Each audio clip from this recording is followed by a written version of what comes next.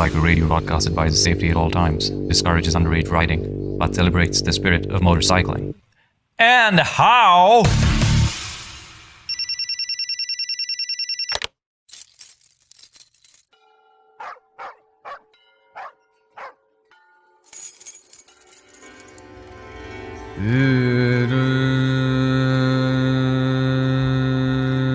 This is Tango Charlie, Green Tea 515, come in, Green Tea. Good morning, Tango Charlie, this is Easy Peter, Green Tea 515, I'm ready to roll. See you in 5 at the DNG Bay, over and out.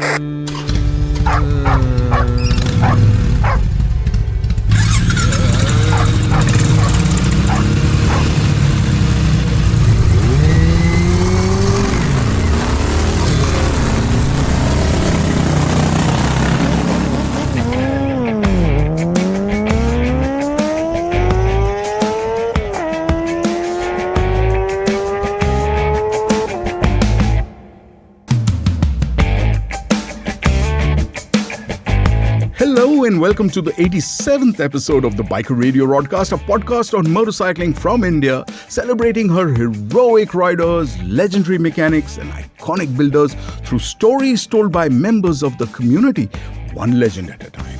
I'm Shandy, and despite the fact that my face is perfect for radio, I promise to spare you the horrors and keep my face behind the camera, because this time we're changing gears and going to video. Why? Well, many of you have been requesting us to at least give it a try. Well, you can't say I didn't, although I managed to turn on the camera a full 2 minutes into this show. And you will see how I've gone through images to try and fill those first 2 minutes as the story begins. Now, we're very good at audio, but when it comes to video, we're just not it. But let's get this show on the road now, shall we? So there I was at the Outback Festival in Leh, which is usually held in September when the weather is, so pleasant. Riders and festival hunters from all over the country had braved the dodgy roads, obviously most enjoying the lack of them, to the highest motorable adventure and music festival in the world. And there at the sidelines of the festival, I got to meet the fastest Indian rally car driver, Gaurav Gill. Yes, he's an Arjuna awardee. Yes, of course, he's a national champion. Yes, of course, he's a proud dad, a doting husband, a prodigious son and all that. But I mean, the Biker Radio Rodcast is for bikers, right? So just before we sat down for a chat, I told him that we were a motorcycling podcast and we'd use some of his bites for a festival special that we would be doing. Well, he said, okay, but I fell off my yak when he told me that even before he got into the explosive world of car rallies, it was motorcycles that he was excelling in. In fact, that's where the story begins. And hang on, it continues. Gaurav remains a passionate biker to date. Well, I was totally unprepared for this and I had less than half an hour to monopolize. And I promise you this, I will have a toolbox full of questions to ask Gaurav the next time we do this. And he's already agreed to it. But for now, please welcome from the Outback Festival to the 87th episode of the Biker Radio Rodcast, National Car Rally Champion and now co-owner of Indian Supercross Racing League team, Gujarat Trailblazers, Gaurav Gill on the long way home. Gaurav Gill, welcome to the Biker Radio Rodcast. Welcome to the long way home. Thank you. I'm so thankful that you found time for our little podcast. No, always there. No, always happy to talk now. I haven't ever done all of this. I don't do generally much of this talking about my career and life because I'm still focused to go out and win all the time. Yeah. And I feel this is for people like you to talk about me and what I'm doing rather than me talking about myself and me still concentrating on doing what I'm doing. No, it's just so good at listening, you know. I know, that's exactly why I'm here, because a lot of people convince me to do this and talk about my life because I have so much stuff that has happened through my career. Yeah. In a quick nutshell, you know. Yeah. Who's Gaurav Gill? Well, it's a long story. I know. Many years into professional motorsport, I would say, because I started very early, very young, when I was probably 15, 16. I started riding motorcycles. And So there is some motorcycle there. a lot, I'll tell you. Yeah, a lot. A hell of a lot. Seriously? Oh, a hell of a lot. Then we've got to do this all over again. Yeah, no problem. Anything. So I started, while I was growing up, since I was about 4 or 5 years old, I was playing tennis. And I played a lot of proper pro tennis up to the ITA league. And Really? Yeah. And you grew up in? I grew up in New Delhi, in the middle of the town in New Rajendra Nagar. And I grew up in a family who had metallurgy business, and I would say in the Desi way, Kida for cars and racing and bikes as well. So Absolutely. So so we were surrounded while growing up. You know, me and my cousin were surrounded by race cars, proper rally bikes, race bikes at home. So it was in the family already. Yeah, of course, for sure. And my mama was a quite well-known driver in the 80s and 90s in the Himalayan era. His name was Gaurav Gill, so very popular guy. Was a member of the team MRF rally team and the JK Tire rally team. So, so like I said, you know, we had cars around in the house. Yeah. And obviously all boys want at that age. We didn't have phones, we didn't have TVs, we didn't have all this crap around us. So we only had, you know, a couple of things to focus on. Were cars and sport, you know. And I also come from a family background of professional sports people. So like my uncles, my granddad, they were all national level divers, swimmers, soccer players.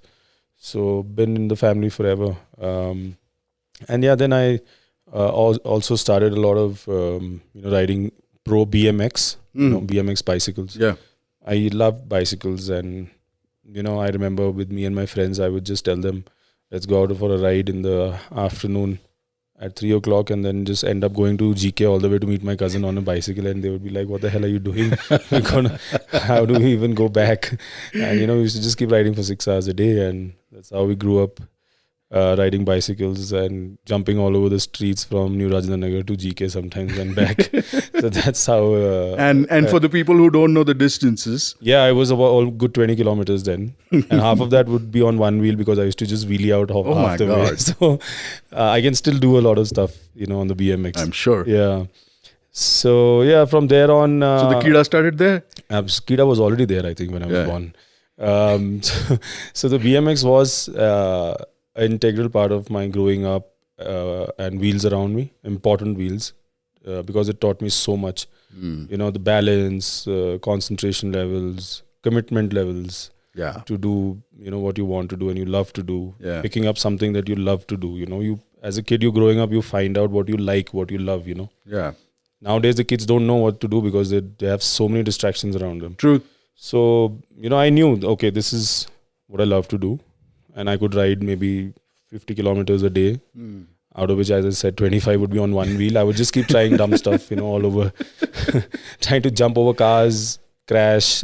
I've crashed, I don't know how many times. I've gone to the hospital. Like the doctor was like, okay, he's again here at the, on the bed. This is not crashing from motorcycles. That's going to come later. This is from crashing BMX and mountain bikes. So we used to find different places in Buddha Jayanti Park to go and ride. So really go into the forest, go ride out, crash, come back with the bike hanging, broken. So that's how I grew up. Hi, this is Koka Rao, and you're listening to the Biker Radio Rodcast. Listen, connect, ride on.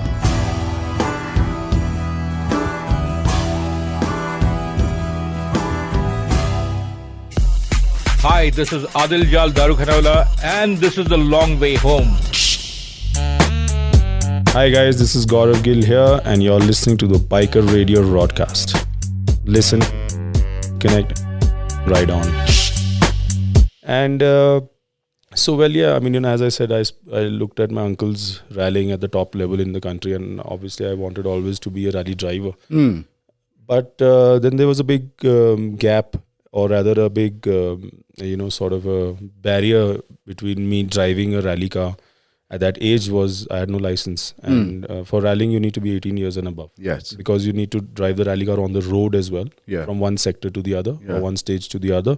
You use the public road and the public transport system and the public laws are adhere on you. Yeah. So we and I knew I'm 15. I was 15, 16 then, and I was just going nuts. Luckily, I had a car at home that was given to me by my parents to drive around. Lucky you. Yeah. Yes. Absolutely. I thank them for giving me doing stupid things to give me the car. I would say today I would not do that to my kids. Yeah. But then the time was different. There was hardly any traffic. And Yes. we weren't going mad unless I would go. So while I remember so many things. It was a Maruti 800. So I'll tell you how we started. It's a pretty cool story. It's been all over a lot of the magazines and stuff. So me and one of my closest friends, he was a year older than me, and he was already driving the cars. Yeah. And he also had a few cars at home. So did I. And we had a Maruti van, and there was a wedding in the family. Yeah. So everyone would go out every day to shop and to help the family for the wedding. And I called my friend and I said, "There's nobody at home. I can see the car keys hanging on the refrigerator." At those times, it used to be hanging on the refrigerator. Yeah. So I called my friend Rishi and I said, "Rishi, come over quick." So he rode his bicycle as fast as he could. He stayed 500 meters away from my house even today. So he came in and we took the van out, and he took out the car from the driveway and he said, "Okay, come drive." So there's this school behind my house and it had a massive field. And I said, "Okay, I'll drive." So as soon as I got into the field, I knew the first thing I want to do is before I drive I wanted to do donuts. And my friend thought I'm just absolutely nuts. And he got out of the car and he said, I don't know how you're going to crash or roll it. Yeah. I'm not going to be a part of this. Right. I'm going to stand outside and watch what you do. So I saw a big puddle there. I went to that. I would see all these things on the video, when I was growing up with my uncles, World Rally Championship videos. So I knew how it's going to happen and how it's going to look. Yeah, but I didn't know how to execute it properly. Right. Yeah. I knew how it is supposed to happen. You'd probably wing it. Yeah. So I put the car into the mud patch and I put it in first gear, turned the wheel fully pumped the gas and dumped the clutch, and I got some really cool donuts. And my friend was like, "Holy shit, what the hell is going on? You're going to freaking roll the van," because the van is not supposed to do that. Yeah. But luckily there was no grip there. Yeah. So I did a few donuts and I was just jumping out of joy, And then we went around the neighborhood and I said, "Okay, now let's put the car back because it's stinking of burnt clutch." So that is when I was 10 years old and he was 11 years old, or maybe I was 9.5, 10 or something like that. Okay. And we put the car back inside the driveway, and then we realized the car's full of mud. Right. And we're going to get caught. Yeah. So we had to then wash the car completely. Then we had to wash the car. Then we washed the car. The driveway was full of mud. Then we had to clean the driveway and mop the damn driveway. Completely scene of the crime. Yeah. But we still got caught because I was doing wheel spins and, skids on the driveway. Right. So my uncles saw what is this? Skid marks on the driveway. So they caught me.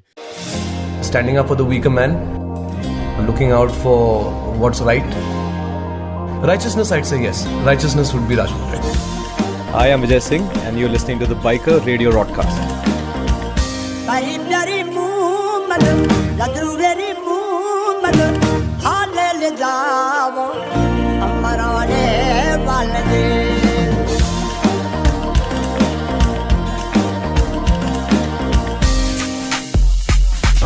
I'm Vijay Parmar, and you're listening to The Long Way Home.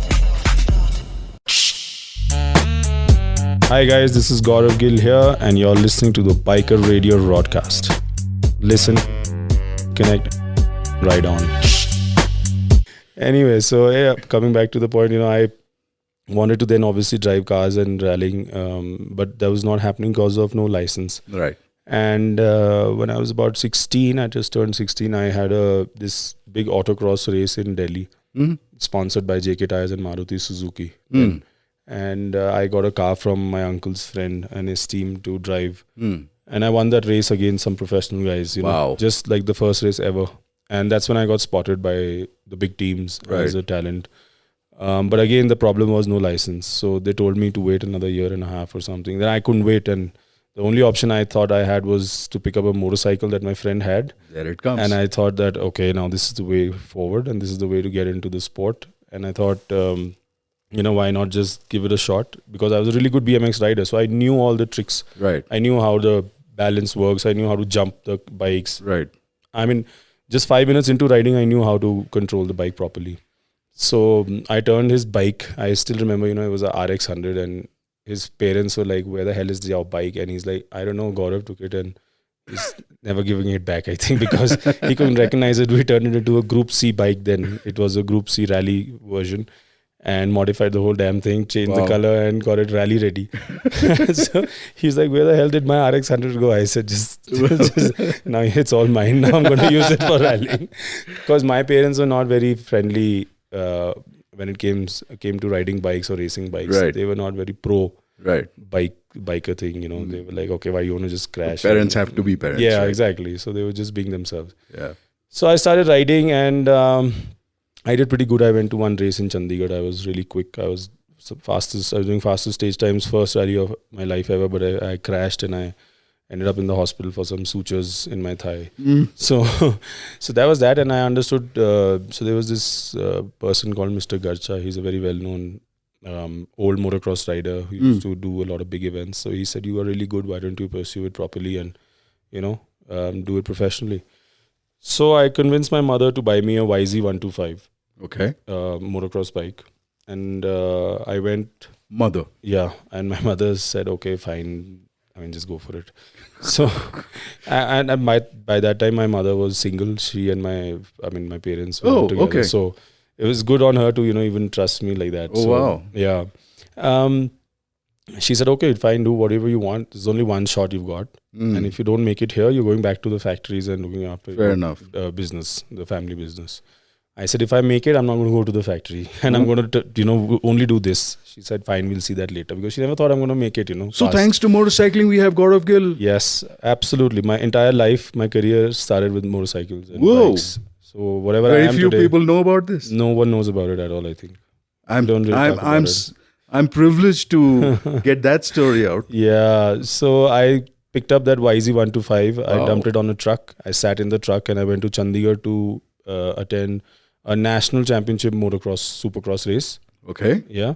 And all the big teams were there. So the Which is factory this? Yamaha, Is this the Shojoba or something? No. This is national supercross and motocross championship was happening then. Okay. This is not rallying. So this is supercross. You know, when you jump the bikes high in the air on the track. Yeah. On gravel track with big jumps. So I went to Chandigarh and I did my practice sessions, and there was factory TVS team with all the pro, like national champion riders, like who've been riding for 15 years and winning like 10 championships. Right. And Yamaha riders and other, privateers who were really good. And I'm this 16-and-a-half-year-old boy who's just come with his own bike. Yeah. White color, plain bike with no graphics, no nothing. Yeah. And I won the overall race. Oh my God. Yes. And I beat the factory teams and I beat all the other guys to win the race overall. Hi, this is Mandy Marwa, and you're listening to Biker Radio Rodcast.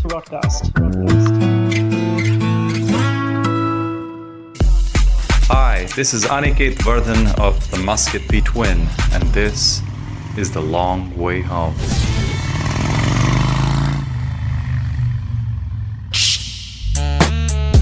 Hi guys, this is Gaurav Gill here, and you're listening to the Biker Radio Rodcast. Listen, connect, ride on. So the question here, what is that fuel? Is it something that you already know what you want, or do you see the future actually? Are you clairvoyant? For me it's just there's only one road, that's to win, I have no options that I don't give I'm really hard on myself. Right. I've always been like that. For me, it's simple. My mantra has been go hard or go home. No bullshit, no crybabies, no drama. You want to do it, you do it properly. Otherwise, don't do it. Yeah, the no drama part of it is very noticeable. Yeah. I think that's the most noticeable part of you. Probably, yeah. That's how I've been. And, if I set out to do something, I'll just want to win. There's no... For me, how I grew up and taught myself, because I had nobody to teach me ever for all these things. I always taught myself that when you come for second, you're the first loser. And when you come third, you're the second loser. So you have only one option to win. Nice way to put it, buddy. Yeah. So always like that. So I won that race. And the TVS factory team boss was there. His name was Mr. Arvind Pragonkar. At that time, he was heading the team. He took those handycam days. You remember? Yes. Handycam. So he called me and he opened his handycam, started recording, saying that we have a new rider who's beaten us, our team, entire team. Right. And I'm going to offer Gaurav Gill to come up, be a part of our team, to be a lead rider for the TVS factory team. Wow. Yes. So that's how I changed and kick-started my career. Wow. Yes. I got offered a ride from the factory, and I knew I could do this because I don't need a license to do this. Right. So that was That worked. Yeah. That worked till you got the license. Yes. Actually, it did. And so I did a few races there, here and there, and then I did rallying with the TVS guys. Yeah. I don't know if you want to put this on air or not. Yeah, but sure. I had a fake license then. We Sure. used to all have fake licenses. Yeah. I don't know if you want to put it. No, it's perfectly all So right. I managed to get a license from Faridabad. Yeah. And I paid some guy to make me look like I'm 18, and I started racing. And the first rally I did was it's a very noticeable rally, very popular. It's called the Popular Rally from Cochin. It's a very difficult rally because it's on tarmac and it's really fast and a lot of rain and stuff. I went out there and I won the whole rally, and I came overall 4th in a normal Group D Shogun. So really, yeah, and that was like the big highlight of my career as well. And the factory was like, wow, because you don't come overall fourth in a normal showroom condition bike, right? When you're racing against proper Group C, right? So which have twice the horsepower, bone stock. Even the shocks were not allowed, right? And I came overall 4th with overall 2nd fastest stage times, multiple stage times. And that was a big move in my life, which pushed me up. So from there, I got a Group C bike. I got the license from the federation to ride more powerful bikes because they saw that I can very quickly adapt to the bigger machines. So from there, it's quite like archery. You're fighting against yourself now by then. Yes, right? Yes, yeah. That's also one of the main things, for me. And like I said, no bullshit. So for me, I'm the biggest competitor. Yeah, I am myself the biggest competitor. Because the only two sports I see it in, golf and archery. Yes, also. Here also, if you see rallying is a sport, people say that, yes, I'm competing. You're obviously competing in every sport. But first here, who are you competing against? You're competing against the clock. Yes. And you can never beat it. Yes.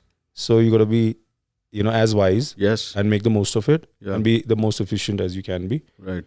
And when you're rallying and when you do all these motorsport, you're always using a machine. Right. You're on a machinery. Yeah. So you got to minimize your mistakes. Right. So the person who minimizes or does the least amount of mistakes wins.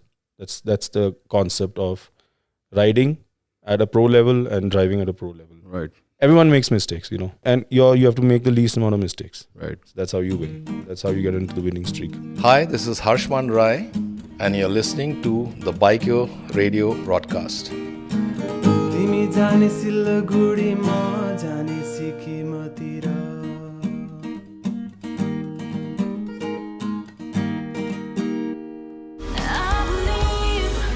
Hi, I'm Candida Lewis, and this is The Long Way Home.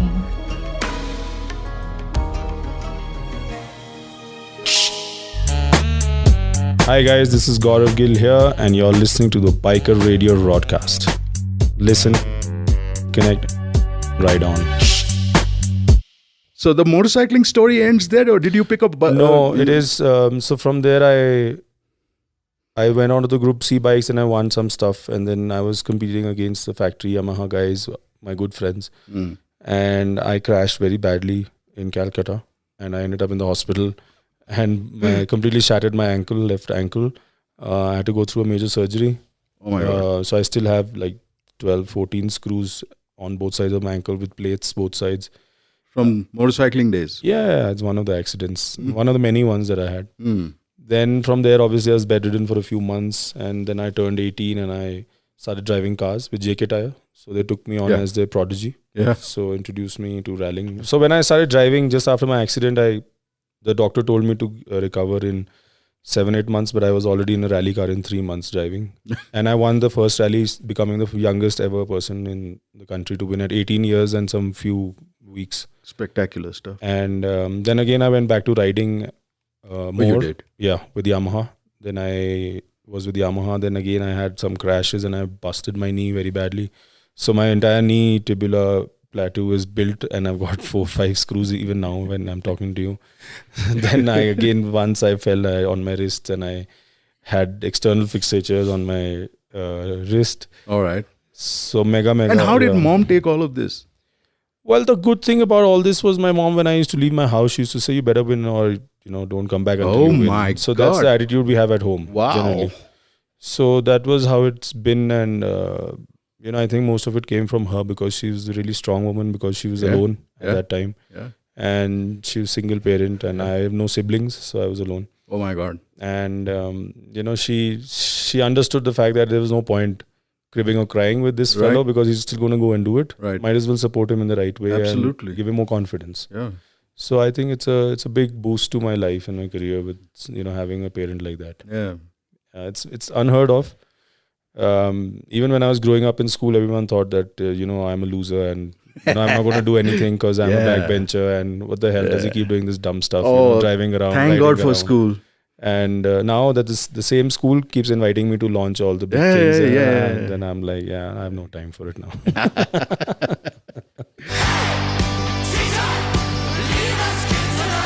Hi, this is Bobby Singh and you are listening to the Biker Radio Rodcast.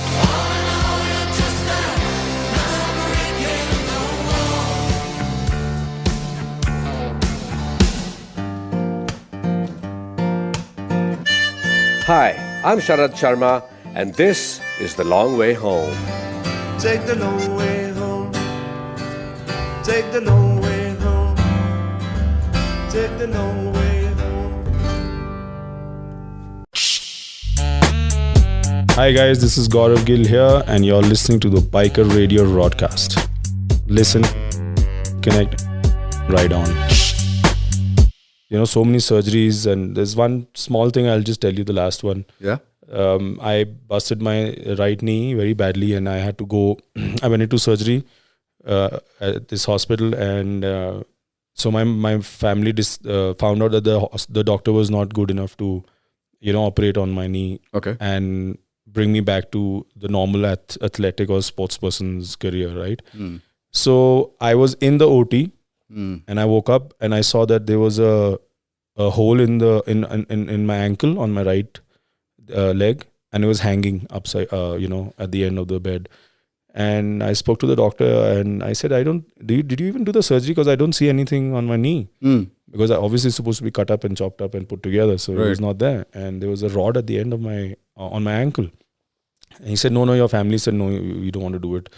So I found out later that, my family just didn't want him to, operate on me. So we we picked up, this whole, they made this issue that, no, it's not an auspicious day and for his surgery, so please don't do it today. And then we moved to another hospital and I found Dr. Gulati. He's a Padma Shri. Yes. And he's a sports medicine surgeon. Yes. And I became really close to him and good friends with him. So when I went to him, what he said? He said, now this rod has been put into your leg just to get a bill, for the OT. Okay. So now I have to give you anesthesia again tomorrow and then we have to wait for 4 days. So I said, hell no, I'm not going to wait for 4 days. Because that time I was fighting for the Asia Pacific title.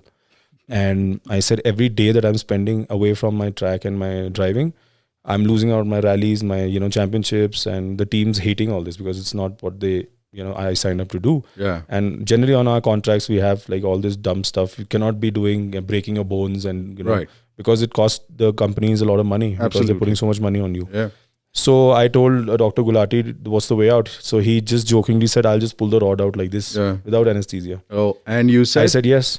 I said, go ahead. So he said, are you sure? I said, did you do it before? He said, yeah, of course, I'm a surgeon. Yeah. I've done it before for some army guys, and stuff like that. I said, just go for it. I can't wait 3 days. So, sure. So he said, okay, I'll be back in half an hour. So about 8-10 nurses turned up.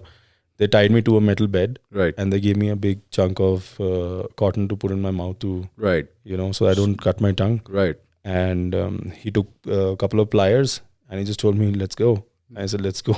Wow. And he just pulled the damn rod.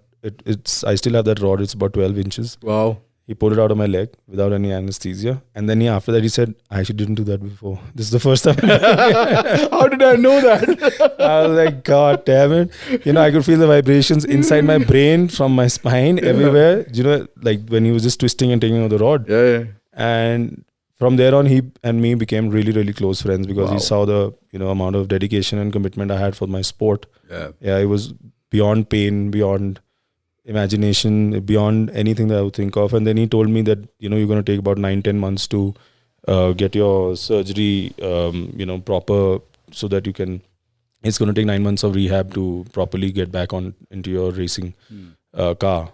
And I turned up into his clinic in 3 months and 3 weeks, saying that this is my ticket, I'm going to Japan tomorrow. And he stood up and he said, what the hell, how are you even walking? Yeah. So I said, I've been doing just physiotherapy all day, eating the right diet, doing so much of hydrotherapy. And, I just did my own research and I started working on it. And he did a full thesis on me. Right. That how can a man overcome, all this when he has, when he's committed, when he's got the willpower to make it happen. Yeah. And even today, he invites me to talk and to, and to show my study that how I, defied his 9-month rehab program and cut it down to 3 months. And I came third in Japan and I dedicated my trophy to him. I told him. Amazing. Yeah, that this is for you. I came third. I was still limping in pain, but I still went to Japan and I raced and I came third. You must have come back and said, arigato. Yeah, arigato gozaimasu.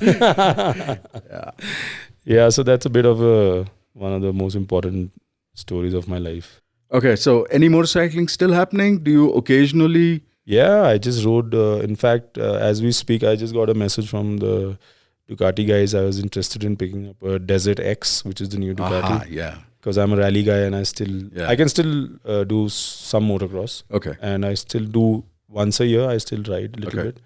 So it's not bad, I'm happy with that. And I just want to add that, there's this new Supercross League which is coming up. Okay. And I'm happy and proud to share that I'm a co-owner of one of the big teams. So I'll have my own team, a Supercross team, and we have our own facility to. Where is this? In Delhi. Oh, so, but the championship is going to happen all over the country. Okay. Yeah. Okay, so good you said that, this is on. Yeah. And motorcycling still finds more than place in your heart. Oh, absolutely. I'm always a biker at heart. So it's therefore just that I'm a little scared of crashing and ending up in the hospital and bumming my career, which is the big picture. Absolutely. So we have this one question which we ask a lot of people, and is that if you had the opportunity to ride with anyone from history or from contemporary times, even from imagination, who could that one person be? For me, it's very simple. I've had really good friends all my life. Yeah. Who are still my friends since I was 9 years old. Yeah. I would really like to ride and spend more time with my friends only. Friends are first for me always. How about the guy who lent you that RX? Yeah, for sure. Like I said, I'm still friends with everyone. Yeah. And I invited all of my friends here, but none of them could make it because of their busy schedules. Yeah. But I'm going to go back and again reunite with them as soon as we can. I think I'm getting phone calls for you to land up at the festival. Yeah, I think so. Yeah. Thank you so much for making time. Pleasure. And thank you so much, Gaurav Gill, for being on the Biker Radio Rodcast. Loved it. Thank you for having me here. Cheers. Cheers. Hi, my name is Malkeet Singh Hunjan of the legendary Sikh Riders of Canada, and you are listening to Biker Radio Rodcast.